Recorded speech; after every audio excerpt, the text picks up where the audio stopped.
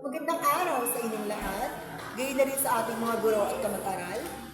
Ngayon ay naririto ako sa inyong harapan upang magtalumpati na pinamagatang ang papel ng kabataan sa pagbabago ng lipunan. Ngayon ay pag-usapan natin kung ano nga ba ang tunay na papel ng kabataan sa lipunan ito.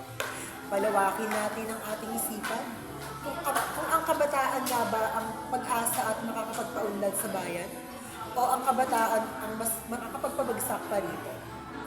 Marahil nagtataka kayo kung ano nga ba ang tunay na paninindigan ng mga kabataan o kung ano nga ba ang kanilang layunin upang mas mapaunlad ang bansang ito.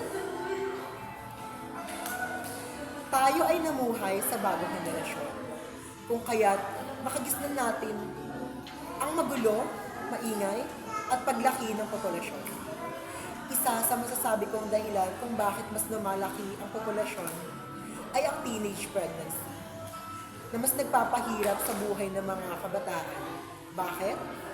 Dahil sa murang edad ay napilitan silang tumayo sa sarili nilang paa at kumayod upang matustusan ang kanilang mga anak.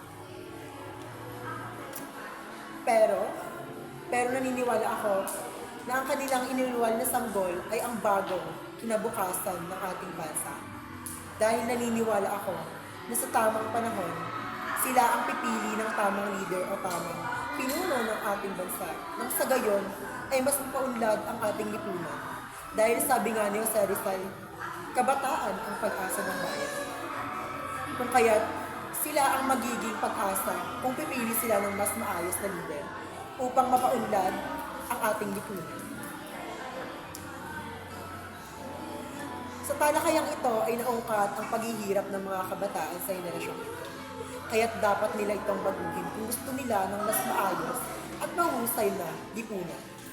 Dahil tayo lang din ang makakapagpaayos sa ating lipunan at tayo lamang din ang gagawa ng mga sarili nating pagbabago sa ating buhay.